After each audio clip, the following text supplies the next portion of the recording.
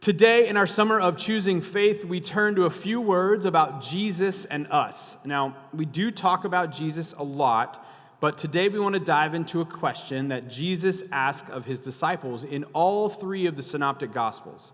In Mark, in Luke, and also here in Matthew, Jesus asked his disciples, "Who do you say that I am?" So this seemingly simple question, with what we have determined in our culture has one right answer, causes us to stop and take a beat and maybe wonder. I am a huge fan of questions that are seemingly settled. This last Thursday, we had a group of us gathered at Gilgamesh Brewing, the campus on Madrona, and had a fantastic conversation that was sort of wide-ranging, and it started with a yes or no question. The yes or no question was, is there a higher power? And we talked for an hour and a half without stopping. With a yes or no question. So it was quite meaningful and beautiful for me. So I really love philosophical questions, but also questions about the way things are and the why they are the way they are. Now, I know that I've told you this before, but I think it bears repeating. When I was a very small child, I pointed to the barrier between my room and the hallway that sat on hinges and had a knob, and I asked my dad, "What is that?" And he said, "It's a door." And I said, "Why?" Which is a weird question. In our text this morning, we find Jesus and his disciples in the district of Caesarea Philippi. According to Audrey West, commentator from the Moravian Clergy Connections, Caesarea Philippi is situated about 25 to 30 miles north of the Sea of Galilee. It's in northern, what we would call Israel now. It is near a trade route that connected Tyre in the west to Damascus in the northeast. And a nearby cave housed a great spring that fed one of the sources that becomes the Jordan River. The cave and the spring had long served as a sanctuary dedicated to the Greek god Pan. There are Greek inscriptions and niches carved into the rock, and they're still visible today, and they suggest dedication to other pagan gods as well. She continues, in addition to the polytheism represented at this particular site, signs of power and authority were on display as well. A couple of decades before Jesus' birth, Herod the Great built a temple near the spring in honor of Caesar Augustus. And by the time Jesus and his disciples visited the region, Caesarea Philippi had been given over to Herod's son, Philip the Tetrarch, who established the city as the administrative center of his government. And by the time Matthew was written, people were likely aware that the Roman commander who led the destruction of Jerusalem in 70 AD had returned with his troops to Caesarea Philippi to celebrate their victory. This was a well-known place for the hearers of the Gospel of Matthew. It was at the center of economic trade and religion and the power of empire. Does that feel familiar to anyone sitting across the street from the Capitol? On a river with a port?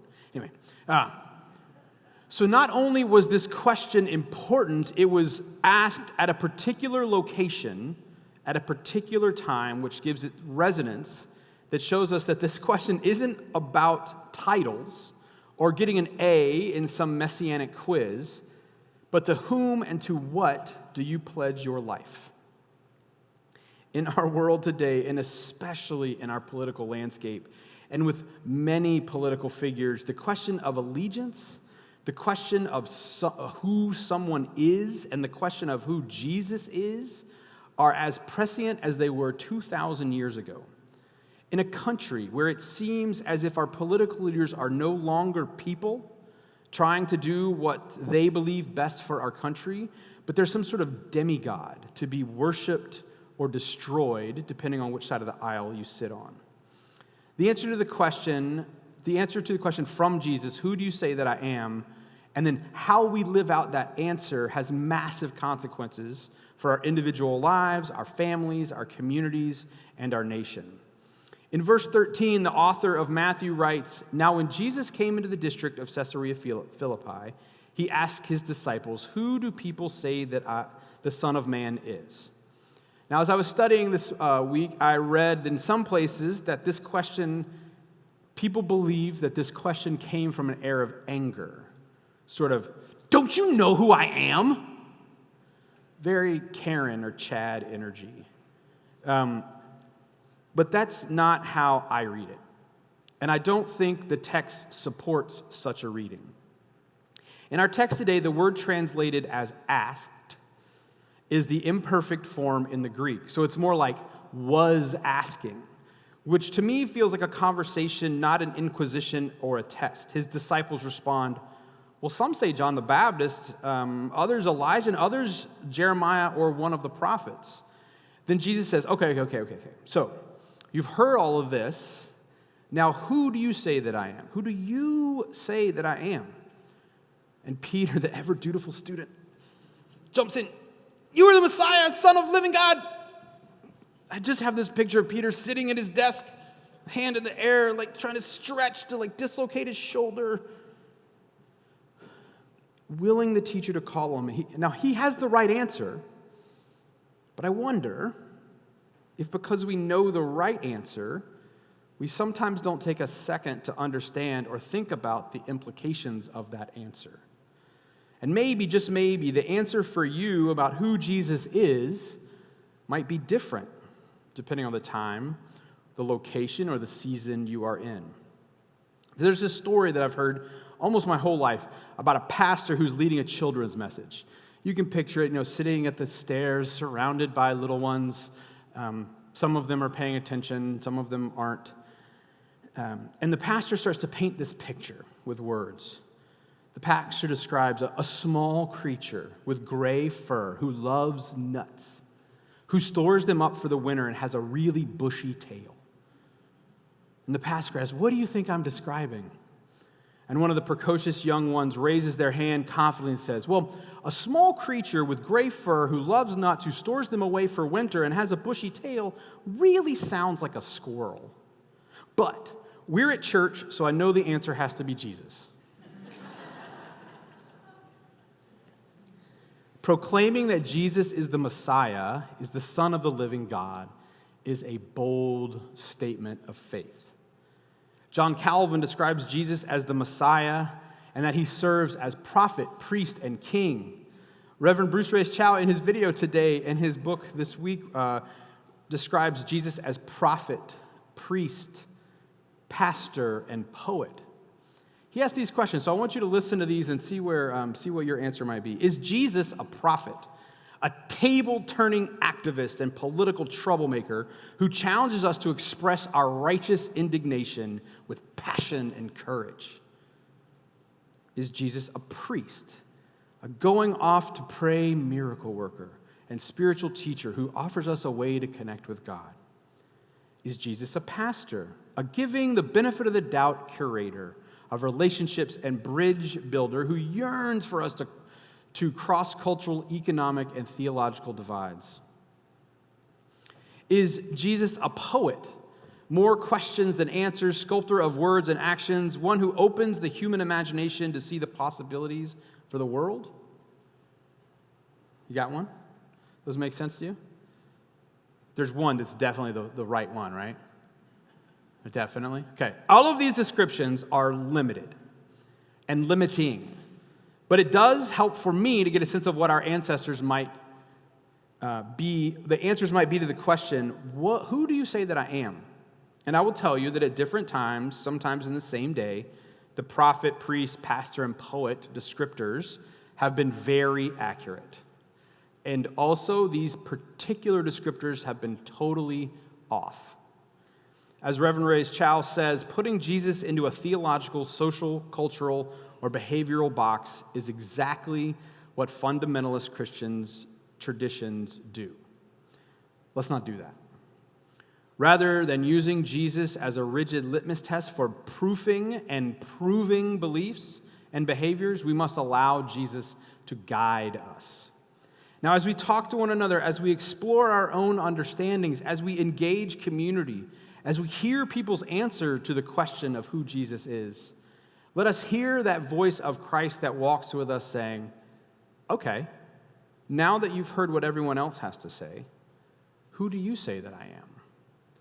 Let us be brave enough to answer that question honestly, because there may be times when your answer is not flattering. There may be times when your answer isn't Messiah. God and Christ and the Holy Spirit can hold all of it. Let us notice our location. Let us be present in our time, and let us hold on to each other as we navigate this world that offers us many things to worship. And let us trust that the church, that the assembly, the community of believers has been built upon the rock that Jesus is the Messiah, and that the gates of Hades will not prevail. If we hold fast to that knowledge, that we are loved, that we are all part of God's beautiful creation, and that we are beloved and called so by God with everything that we have, we are called to love God with our heart, soul, mind, and strength, and we are called to love our neighbors as ourselves, so we can continue to be co-creators with Christ, and we can continually be reminded that Jesus came not to condemn the world, but to save it. And may we walk with God, knowing that we could do anything more. With God, we can do far more than we could ever ask or imagine. May it be so, and amen. Today, the questions that we have to ponder from our book, Everything Good About God is True. The individual question is, what are some of the more recent things you have learned or heard about Jesus? Our communal question, how does your community understand or talk about Jesus? Our practical question, of the four natures of Jesus, the prophet and the pastor and the priest and the poet, which do you most gravitate? The one that can read, that's the one. Although Jesus probably couldn't have read, but that's a different conversation. Actually he did in Isaiah. Anyway. Put that over here. Finally, our montage question. What are a few things you believe about Jesus? And as we contemplate these questions, as you roll those questions around in your mind, as you engage those questions with your loved ones and your friends, I want us to pray this breath prayer. I want to inhale Christ, the one called Jesus, and exhale, good to meet you. Christ, the one called Jesus, good to meet you. Christ, the one called Jesus, good to meet you. Now I invite you to rise as you feel led and join us in singing our next song.